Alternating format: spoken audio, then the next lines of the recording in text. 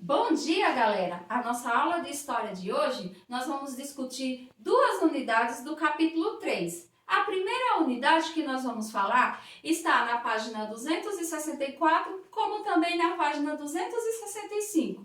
Vamos falar sobre vestígios. Vamos lembrar um pouco o que seria vestígios. Vestígios são restos de materiais encontrados em escavações, em sítios arqueológicos. Exemplos: panelas, restos de arcos, de flechas, restos de seres humanos, de animais. Esses são chamados de vestígios. Os vestígios, eles geralmente são encontrados, como eu já falei, nos sítios arqueológicos. Os arqueólogos, eles fazem escavações em grandes terrenos. Dentro dos sítios arqueológicos, nós também temos outros fatores bem interessantes, como os fósseis. Os fósseis também são encontrados em sítios arqueológicos. Mas o que seriam fósseis? Fósseis são restos de organismos, ou seja, restos de animais, restos de insetos, restos de plantas encontradas nessas escavações. Quem faz essas escavações são chamados de paleontólogos. Eles que são responsáveis por estudar os fósseis. Então, como eu tenho um exemplo aqui de um fóssil de um dinossauro, que foi feito numa escavação por um paleontólogo.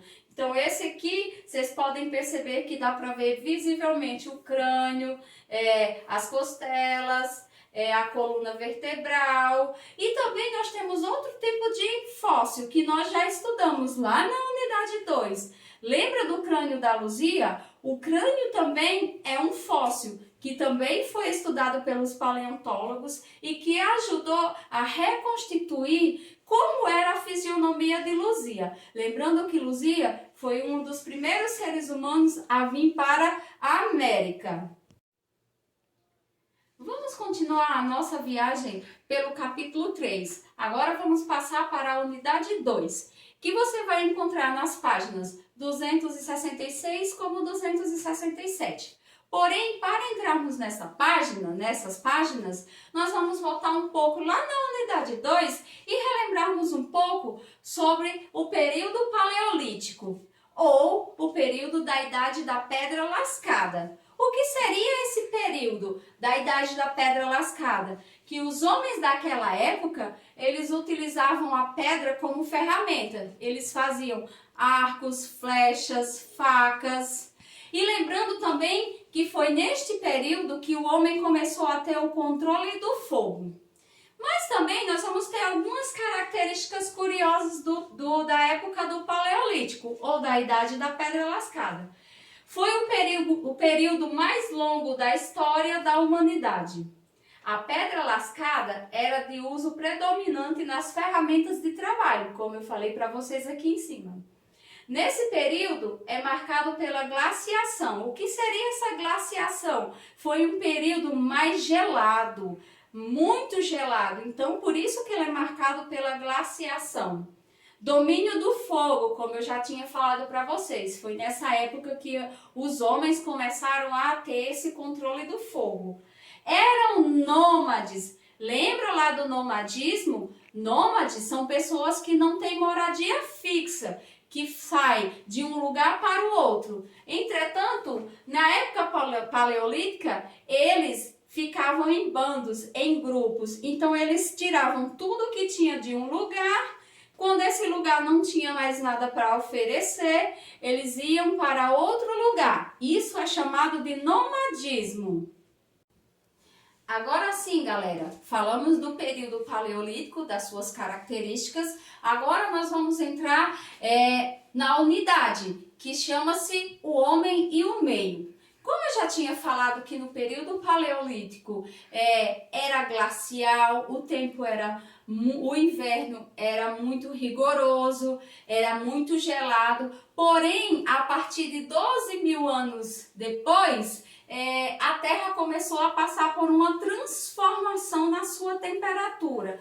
Começou a ficar mais quente, a Terra ficou mais árida. Então, o que aconteceu?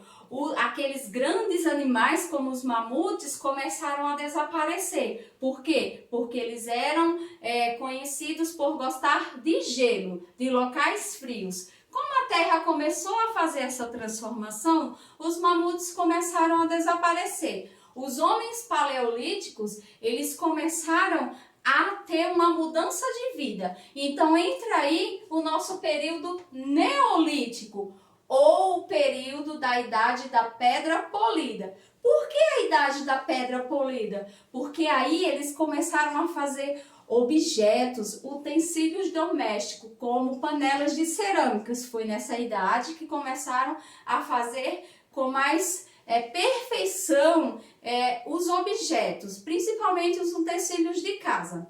Então, no período neolítico, nós temos umas características bem interessantes. Fim do período glacial, como eu tinha falado para vocês.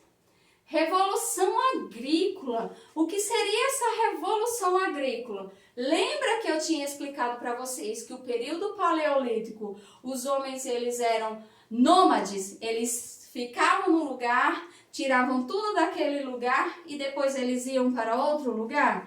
Agora no neolítico não mais. Então, o que vai acontecer? Eles vão ficar centralizados, eles vão ficar em um lugar, eles vão começar a ter moradia fixa. Isso é chamado de sedentarismo. É quando uma pessoa tem uma moradia fixa. Então, nesse período, as pessoas começaram a ficar no lugar. E nesse lugar, elas começaram a plantar, a pescar, a colher o que eles plantavam e não mais como eles faziam no período paleolítico.